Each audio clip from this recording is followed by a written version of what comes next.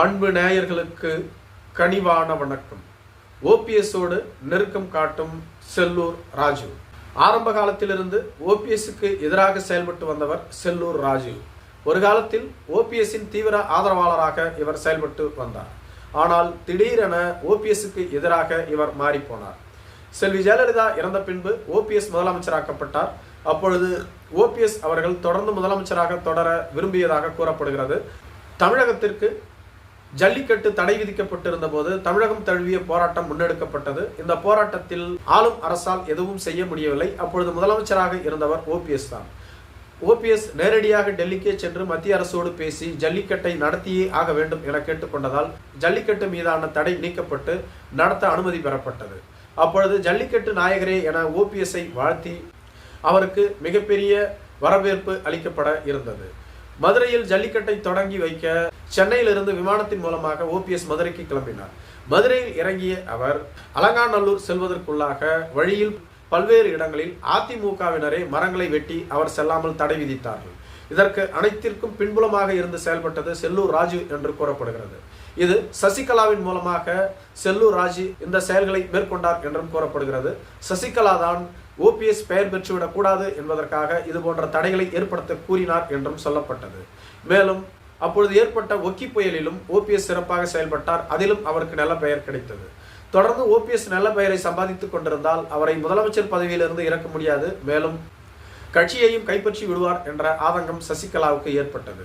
எனவே தனது ஆதரவாளர்களிடம் கூறி ஓபிஎஸ்ஐ அந்த பதவியிலிருந்து இறக்க கேட்டுக்கொண்டார். ஓபிஎஸும் மனமும் வந்து ஒப்புக்கொண்டு தனது பதவியை ராஜினாமா செய்தார். ஆனால் பாஜகவின் அழுத்தத்தின் காரணமாகவும் பாஜகவின் ஆலோசனையின் காரணமாகவும் ஓபிஎஸ் தர்ம யுத்தத்தை தொடங்கினார். ஆனால் ஓபிஎஸ் இந்த பதவியிலிருந்து ராஜினாமா செய்வதற்கு முக்கிய காரணகர்த்தாவாக இருந்தது அப்பொழுதைய அமைச்சர்கள். அதிலும் குறிப்பாக செல்லூர் ராஜு என்று கூறப்பட்டு வருகிறது. முதலமைச்சர் பதவியும் கட்சியினுடைய பொதுச் செயலாளர் பதவியும் இரண்டும் ஒருவரிடத்திலேயே இருக்க வேண்டும். இரண்டும் வெவ்வேறு இடத்தில் இருந்தால் கட்சியையும் ஆட்சியையும் சிறப்பாக கவனிக்க முடியாது என சசிகலாவுக்கு ஆதரவாக முதலில் குரல் கொடுத்தது இந்த ஆர்பி உதயகுமார் தான். சசிகலாவின் ஆலோசனையின் பேரில் தான் இதையும் செய்தார் என்று கூறப்படுகிறது. இவரை தொடர்ந்து ஒவ்வொரு மாவட்ட செயலாளராக சசிகலாவிடம் நல்ல பெயரை பெற வேண்டும் என்பதற்காகவும் மேலும் அமைச்சரவையில் முக்கிய பொறுப்பை பெற்றுவிட வேண்டும் என்பதற்காகவும் ஓபிஎஸ்ஐ விடுத்து சசிகலாவுக்கு ஆதரவாக பேசத் தொடங்கினார்கள். காரணம், அப்பொழுது பொதுச் செயலாளர் பதவி சசிகலாவிடம் இருந்தது. இதன் பின்புதான் ஓபிஎஸ் தர்ம யுத்தத்தை தொடங்கினார். ஓபிஎஸ் தர்ம யுத்தத்தை தொடங்கிய போது கூட ஓபிஎஸ் பின்னால் வர பலர் ஒப்புக்கொள்ளவில்லை. அப்பொழுது 10 சட்டமன்ற உறுப்பினர்கள் மட்டுமே ஓபிஎஸ் பின்னால் வந்தார்கள். ஒரே ஒரு அமைச்சரான மாஃபா பாண்டியராஜன். ஆனால் மற்ற அனைவருமே ஓபிஎஸ்க்கு எதிராக இருந்தார்கள். 20 எம்பிக்கள் ஓபிஎஸ்க்கு பின்னால் அணிவகுத்தாலும் கூட ஓபிஎஸ்ஆல் அப்பொழுது ஆட்சியை கைப்பற்ற முடியவில்லை. இப்படி தொடர்ந்து ஓபிஎஸ்க்கு எதிராக செயல்பட்டவர் தான் ஆர்பி உதயகுமார். ஓபிஎஸ்ஐ கட்சியிலிருந்து நீக்கிய போதும் கூட ஓபிஎஸ் வகித்து வந்த அதிமுகவின் சட்டமன்ற எதிர்க்கட்சி துணைத் தலைவர் பதவி ஆர்பி உதயகுமாருக்கு தான் வழங்கப்பட்டது. ஏனெனில் ஓபிஎஸ்ஐ வீழ்த்த நினைக்கும் போதெல்லாம் முதல் ஆளாக அவருக்கு எதிராக குரல் கொடுத்தவர் ஆர்பி உதயகுமார்.